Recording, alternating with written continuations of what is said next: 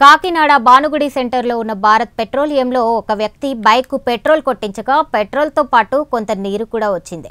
దీనిపై petrol bunk మేనేజర్తో మాట్లాడగా మీకు దిక్కున్న చోట చెప్పుకోండని దుర్భాషలాడారని బాధితుడు వాపోయాడు. బంకుకు వచ్చే వాహనదారులకు ఈ విషయాన్ని చెప్పాడు. దీనిపై జిల్లా కలెక్టర్కు ఫిర్యాదు చేస్తానని తెలిపాడు.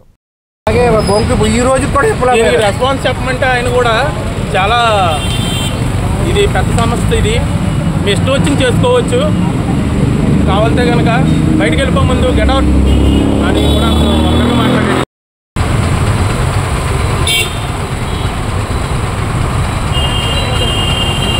తగ్గించకుండా కూడా మనం కొట్టిస్తున్నాం, ఆ డబ్బులు ఇస్తున్నాం సార్.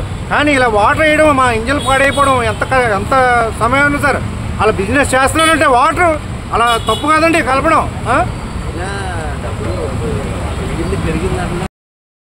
భానుగుడి జంక్షన్ అయిన నుంచి ఒక 500 మీటర్స్ దూరంలో ఎత్తి రెస్టారెంట్ పక్కన లెఫ్ట్ సైడ్ భారత్ పెట్రోలియం, అక్కడ మధ్యాహ్నం నేను పెట్రోల్ కొట్టించాను. జస్ట్ ఇక్కడ ఈ బంక్ దగ్గర నుంచి జస్ట్ జూడియో దాటిన తర్వాత బండి ఆగిపోయింది. ఏంటనేది పెట్రోల్ ట్యాంక్లో తీస్తే దాంట్లోంచి మొత్తం వాటర్ వచ్చింది. 150 రూపీస్ వాటర్, పెట్రోల్ కాదు 150 రూపీస్ వాటర్. చాలా కాస్ట్లీ వాటర్ కొన్నాను నేను భానుగుడిలో. భారత్ పెట్రోలియం మొత్తం కల్తీ, అది వాటర్ కూడా కాదు, సంథింగ్ ఆయిల్ మిక్స్డ్. ఎన్ని గంటలకు మిక్స్డ్ 3:30 నుంచి నేను ఇక్కడే ఉన్నాను. 4:30కి వచ్చాడు మేనేజర్. 4:30కి వచ్చి మీరు ఎవరితో చెప్పుకుంటారో చెప్పుకున్నాను.